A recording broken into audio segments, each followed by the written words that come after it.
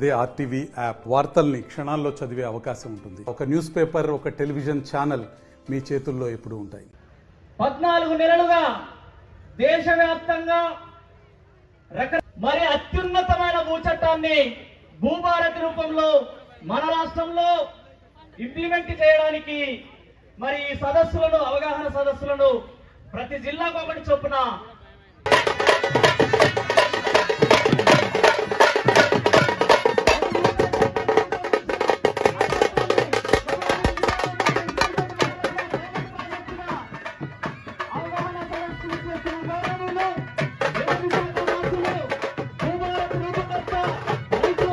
ఈ రాష్ట్రంలో మరొకసారి రైతు భూ సమస్యలు ఉన్నాయని చెప్పుకునే అవకాశం లేకుండా సంస్కరణలు చేపట్టడం జరుగుతుంది. అందులో భాగంగా ఈ యొక్క అవగాహన సదస్సు మరికొద్ది నిమిషాల్లో వెంకటేష్ దోత్రే ఐఏఎస్ గారికి, అలాగే జిల్లా ఎస్పీ డివి శ్రీనివాసరావు ఐపీఎస్ గారికి, దీపక్ తివారీ ఐఏఎస్, నీరజ్ కుమార్ ఐఎఫ్ఎస్ గారికి, రెవెన్యూ అడిషనల్ కలెక్టర్ గారికి,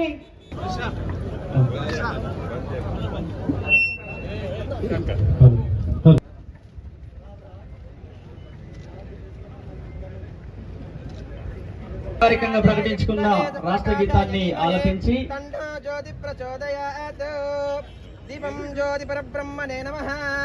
సర్వమంగళ మాంగళ్యే శివే సర్వార్థ సాధకే శరణ్యే త్ర్యంబకే గౌరే తస్మహే శ్రీ గురవే నమః.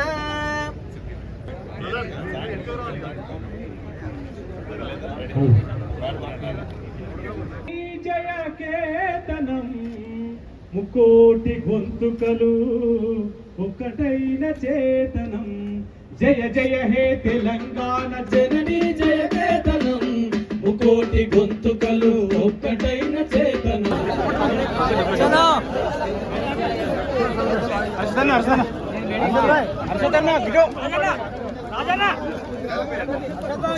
మీ ప్రాంతం ఎంత వెనుకబడ్డదో చెప్తే మాకు ఇన్ని రోజులు తెలియలే, ఇవాళ స్వయంగా చూసినామని చెప్తున్నారు.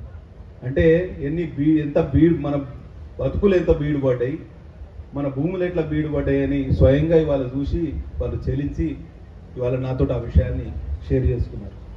ఎంత వెనుకబడ్డమో ఇవాళ వారికి తెలియజెప్పడానికి ఈ ఒక అవకాశం చిక్కింది.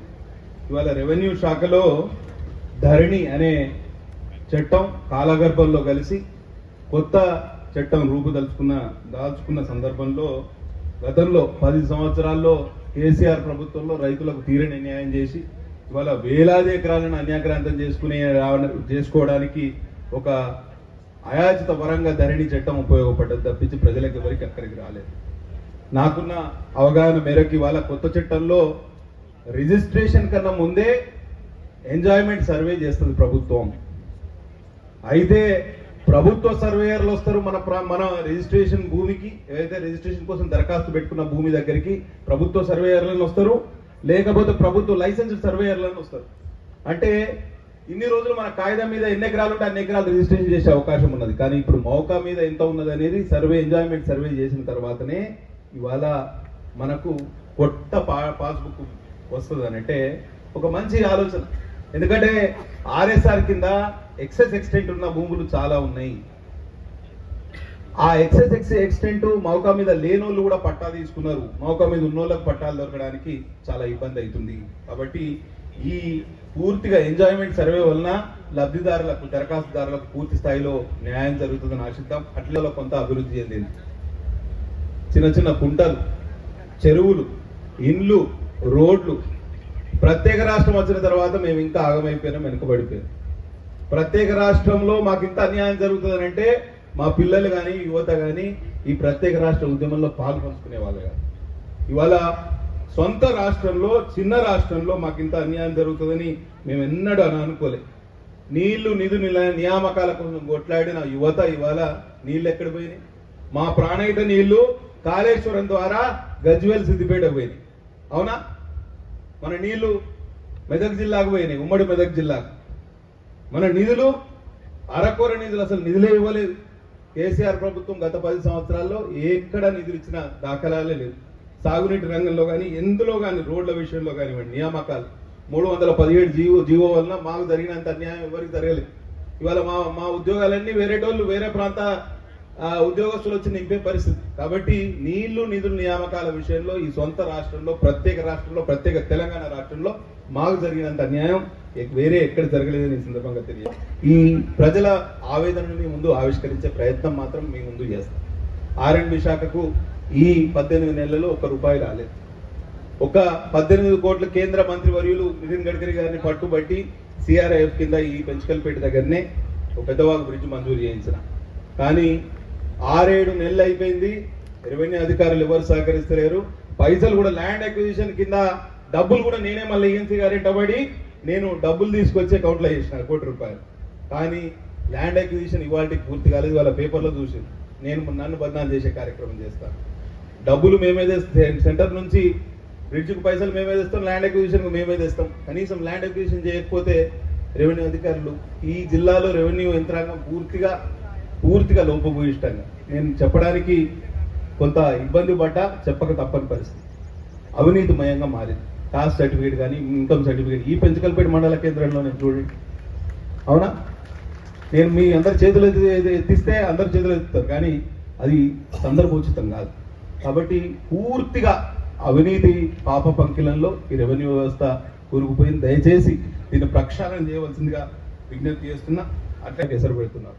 ఎంత మేము పెద్ద ఎత్తున ఇదే కోటపల్లి గ్రామంలో ఉద్యమం చేస్తే కేసీఆర్ ప్రభుత్వం మా మీద కక్ష కట్టి 307 ఈ పెంచుకల్పేట పోలీస్ స్టేషన్లో ఒక 307 అటెంప్ట్ మర్డర్ పెట్టిండ్రు మా మీద. ఆ బెజ్జూరు మండలంలో ఒకటే సైమల్టేనియస్ 2 పోలీస్ స్టేషన్లలో 2 అటెంప్ట్ మర్డర్లు పెట్టి మమ్మల్ని 40 రోజులు జైల్లో పెట్టించారు. పరిస్థితి అంత తీవ్రంగా ఉండే. కానీ ఇప్పుడు సమస్య ఏమైనా పరిష్కారం అవుతుందా? ప్రభుత్వం మారితే మా బతుకులు ఏమైనా బాగుపడతాయా అంటే మళ్ళా ఫారెస్ట్ మొన్న 12వ తారీఖు మంత్రి గారు వచ్చిండ్రు, సీతక్క గారు. ఇవాళ 4 రోజుల్లో ఇంకా ఫారెస్ట్ అధికారుల దౌర్జన్యాలు దాష్టికాలు ఇంకా ఎక్కువైపోయాయి. దిమ్దా గ్రామంలో ఫారెస్ట్ అధికారుల దౌర్జన్యాలు. సుష్మీర్లో ఇవాళ హౌసింగ్ డిపార్ట్మెంట్ అక్కడ పైలట్ విలేజ్ సెలెక్ట్ చేస్తే ఇండ్లు కట్టకుండా అడ్డుకునే కార్యక్రమం. 40-50 ఏళ్ళుగా వాళ్ళు ఇండ్లు కట్టుకొని ఆ గూన ఇళ్లలో ఉంటారు గిరిజనులందరూ. నేను ఒక్కటి స్పష్టంగా మిమ్మల్ని కోరుతున్నా, కాంగ్రెస్ ప్రభుత్వం వచ్చిన తర్వాత ప్రజాప్రభుత్వం వస్తే మా బతుకులు బాగుపడితేని మారుమూల ప్రాంత ప్రజలు ఆశించారు. దానికి అనుగుణంగా మీరు ఈ వేదిక ద్వారా వారికి భరోసా కల్పించాలి. ఈ సంవత్సరం బోడు రైతులను కానీ వేరే ఇండ్లు కట్టుకునే వాళ్ళని ఎవరిని ఇబ్బంది పెట్టమనే ఒక మాట మాకు ఇవ్వండి సార్. మారుమూల ప్రాంతానికి మీరు 3500 ఇండ్లు ఇచ్చారు. ఒక 2000 ఇండ్లు గిరిజనులకు అడిషనల్గా ఇవ్వాల్సిందిగా నేను కోరుతున్నా. హౌసింగ్ డిపార్ట్మెంట్లో కూడా చాలా లోపభూయిష్టంగా పైలట్ విలేజెస్ సెలెక్షన్ చేసింది. 7 పైలట్ విలేజెస్ ఈ జిల్లాకు ఈ నియోజకవర్గానికి మంజూరైతే 4 పైలట్ విలేజ్లు రిజర్వ్ ఫారెస్ట్లో సెలెక్ట్ చేసిండే. కనీసం మమ్మల్ని సంప్రదించలే. నన్ను కట్టుకొట్టే కార్యక్రమం, మమ్మల్ని కట్టుకొట్టాలి, ఆస్వాద ఎమ్మెల్యే గారిని కట్టుకొట్టాలి. సరే కట్టుకొట్టారు, మరి ఎమ్మెల్సీ గారు ఉన్నారు, ఆయన ఏమైనా అడిగిరా అంటే ఎవరిని అడగలే. ఇవాళ సిర్పూర్ మండలంలో రిజర్వ్ ఫారెస్ట్ లో ఒక విలేజ్ సెలెక్ట్ చేస్తారు, బెజ్జూర్లో ఇట్లా 4 విలేజెస్. అంటే పైలట్ ప్రాజెక్ట్సే మనం తీసుకోలేకపోతే ఇక మిగతా ఇండ్లు కట్టే కార్యక్రమం ఎక్కడ చేస్తాం? నేను ఈ వేదిక ద్వారా మిమ్మల్ని కోరేది ఒక్కటే, ఎవరైతే ఈ పైలట్ విలేజ్ సెలక్షన్ లో క్రియాశీలకంగా వ్యవహరించారో ఆ అధికారులందరినీ మీద పూర్తి స్థాయిలో చర్యలు తీసుకోవాలని నేను కోరుతున్నాను. ఎందుకంటే ఫస్ట్ మనం రిజర్వ్ ఫారెస్ట్ అంటే ఫారెస్ట్లతో కొట్లాట పెట్టుకుంటే మనం ముందు పోయే అవకాశం ఇది. ఈ మొత్తంగా ఈ ఇందిరమ్మ ఇళ్ల పథకాన్ని నిర్వీర్యం చేసే కార్యక్రమం ఈ జిల్లాలో నడుస్తుంది. కాబట్టి మేము సహకరించడానికి మేము సిద్ధంగా ఉన్నాం ప్రతిపక్ష నాయకులుగా. కాబట్టి ఈ విషయంలో మీరు చొరవ తీసుకోండి. ఇంకొకటి పొడి భూముల సమస్యతో పాటు ప్రాణహిత ప్రాజెక్టు మాకు ప్రాణాధారం, మాకు జీవనాధారం. మా నీళ్లు మాకు కాకుండా పోయినాయి. మా కళ్ళ ముందు మా తలాపున వారి నీళ్లు దొడ్డిదారిన వేరే జిల్లాలకు తరలించే కార్యక్రమం గతంలో కేసీఆర్ ప్రభుత్వం చేసింది. కానీ కాళేశ్వరం ప్రాజెక్టు ఇవాళ కూలిపోయి వాళ్ళు అధికారానికి దూరం అయిపోయారు. కాబట్టి ఈ తుమ్మిడిహెట్టి ప్రాజెక్టును తప్పకుండా యుద్ధ ప్రాతిపదికగా తీసుకోండి. ఇవాళ రిటైర్డ్ ఇంజనీర్లు విఠలరావు గారు నన్ను ఇవాళ పొద్దున్నే కలిసి వారి సొంత ఖర్చుతో ఒక సర్వే చేస్తున్నారు. బ్రహ్మాండంగా అనిపించింది. వారికి ఉన్న చిత్తశుద్ధి మనకెందుకు లేదా అనేది ఒకసారి ఆలోచన చేయాల్సిన పరిస్థితి. తప్పకుండా ఈ 2 పోడు భూముల విషయంలో మరియు ప్రాణహిత ప్రాజెక్టు విషయంలో మా ప్రజలకు ఉపశమనం కలిగిస్తారని మనస్ఫూర్తిగా ఆశిస్తున్నాం. మరిన్ని వీడియోస్ కోసం ఛానల్ ని సబ్స్క్రైబ్ చేయండి. లేటెస్ట్ అప్డేట్స్ కోసం వాట్సాప్ ఛానల్ ని ఫాలో చేయండి. అండ్ లింక్ డిస్క్రిప్షన్ లో ఉంది.